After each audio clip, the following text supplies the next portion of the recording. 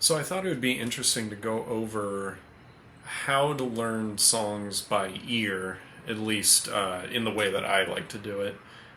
That's my primary way of learning songs. If it's some crazy Pat Metheny 50 chord monster, I'll usually try to go and seek out some kind of chord sheet or tab or something for that. But for the most part, I like to learn by ear. I find a lot of the time that the tabs get things wrong and that it's just not.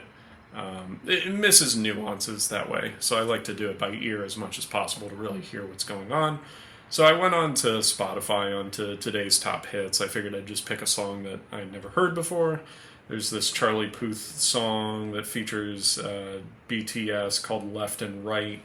I figured I'd start with that and just kind of, go through the process and show some of you guys how I like to do it, and whether that works for you or not. That's totally cool, but this is my process at least, so we can get going here.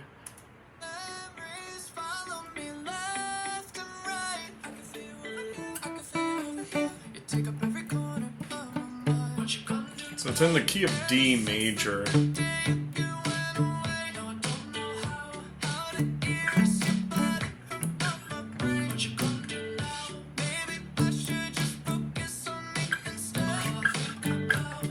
Okay, I get it.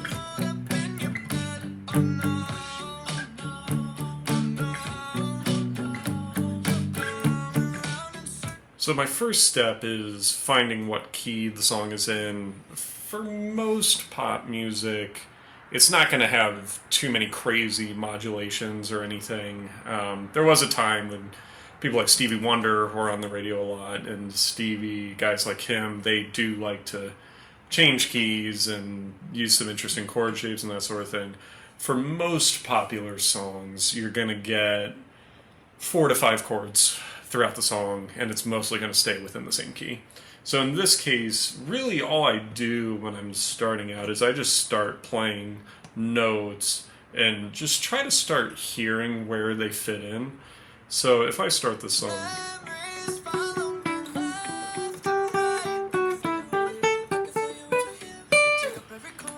so that's kind of what I'll do. Is like I was hitting an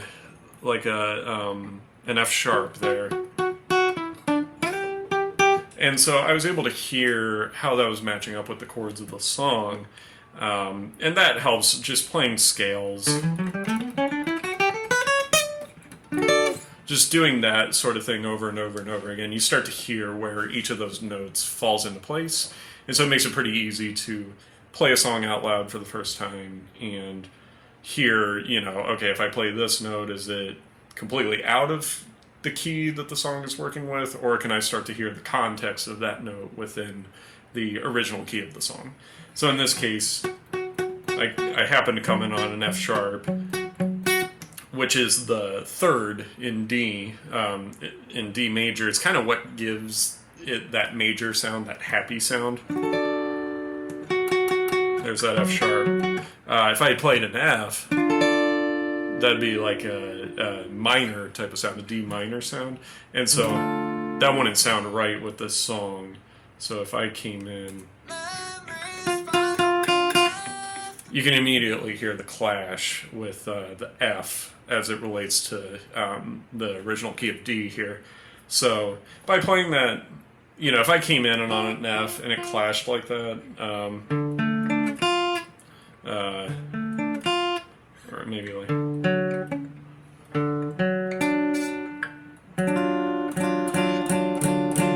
that's kind of what I would be playing there. So I might try moving it either a half step up, down, or up, just to see if there's a note within the vicinity that would work well with the original key. It's really a guessing game at the beginning is what it comes down to.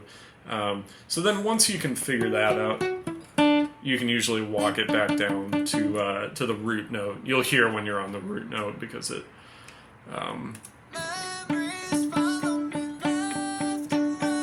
doesn't really give the song any extra character or anything. It just kind of sounds like you're playing home bass on the song.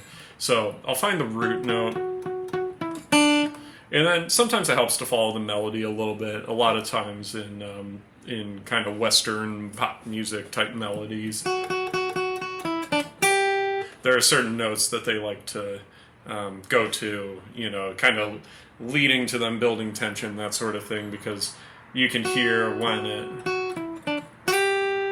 it finally gets to that G there. That's the 4. That's kind of a tension builder. It adds a little bit new flair into the song. And then the other thing is that when you hear a note like that come along, so when the melody's that's usually a pretty good indication that you're also going to the 4 chord in the original key. So for D, you'd be going to a G. Most pop songs over the last 50 years or so, if you're in the key of D, you're gonna have like in D major, you'd have a D. You're gonna have a G at some point. You'll probably have a B minor, and then you'll have an A. Back to D.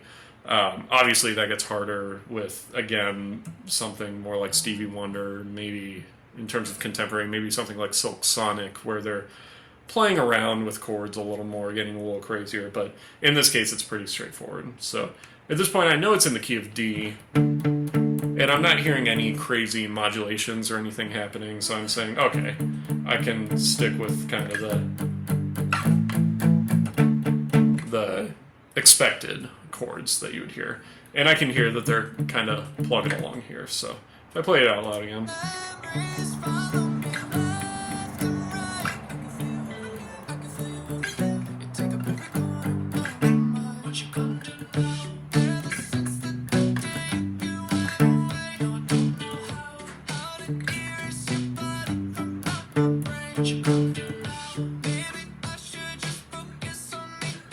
Oh, I get it. Okay.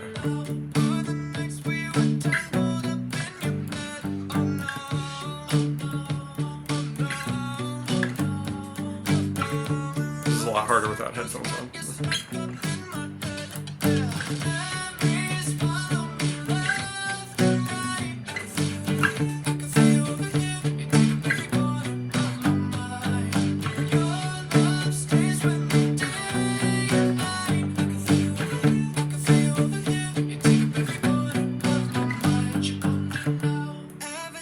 So that's the other thing to look out for. So in this case, the chord progression of the song apparently is a D major, and then it's a B minor into a G, back into a D major. A pretty simple chord progression. You hear that a lot nowadays, where you kind of repeat the same chord progression throughout a song, and then the melody changes around it, or the rhythm, the beat, something like that.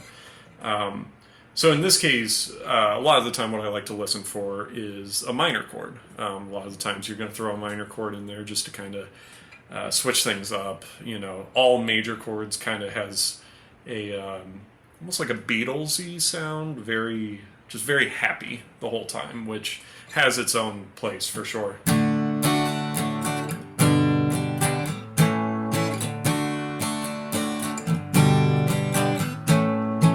That could be like an alternate version of this song, but in this case they wanted a different flavor, so they went to the B minor.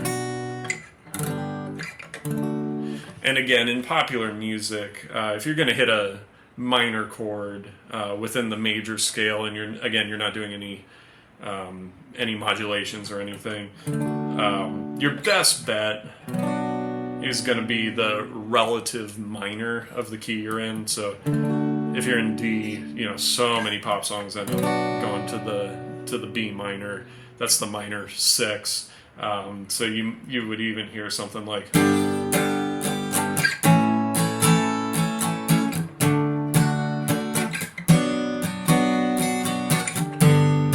just a very common interval to go to after you play just the root major chord. Sometimes you'll also hear a minor on the 2 that's still within scale and everything. So that would be something more like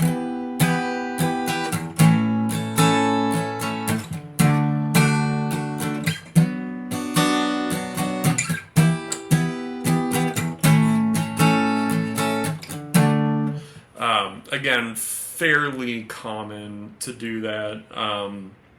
a less common one, but still within key, you'll still hear it in Western popular music, would be to do the minor third.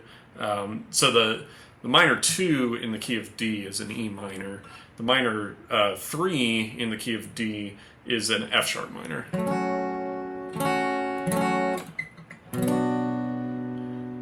So that, you'll hear that.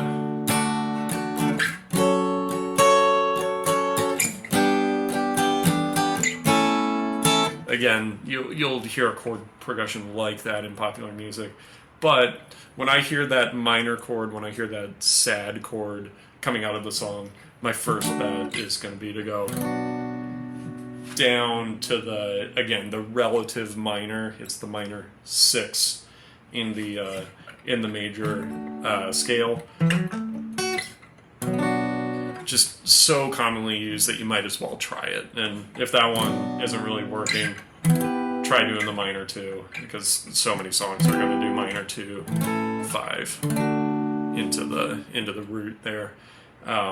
So in this case, this was a really simple song where it seems to only have 3 chords that it's going between. So again, as long as I can figure out what key the song is in, so that's really just playing notes until I can kind of, it's starting to kind of match up with the melody a little bit, the notes I'm choosing, and then I can bring those down until I'm hitting that kind of neutral sounding note. So now I've got the key, and now I'm going to try the most common chords within that key. So again, D major, you're going to be trying the minor 6, the B minor. You're going to be trying the 4, which is the G, and you'll try the 5, which is the A. That wasn't in the song, but that again will be very popular.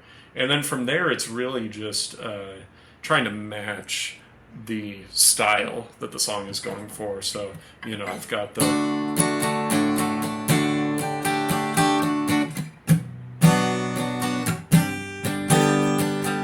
which is technically right. I'm playing all the right chords, but really it's more of a chuggy, like Eye of the Tiger type of palm muted chugging.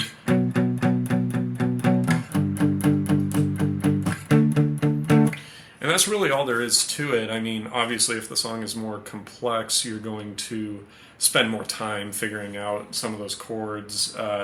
If this song had 5 chords instead of 3, you're going to have to sit there and figure those out. And then especially if you're going after a jazz standard or something like that, maybe something in the funk, R&B realm, you might get hit with a couple more out of left field chords. But really at the end of the day, it's just,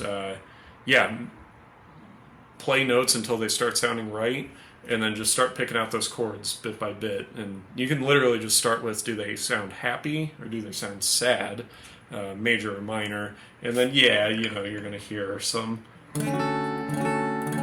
major 7s and, some variations on chords. But as long as you can figure out kind of the roots of them, the root moods, again, the happy or sad, you can go from there. And there's no really magical step to it. I don't have perfect pitch. It's nothing like that. It's really just playing things until they sound good.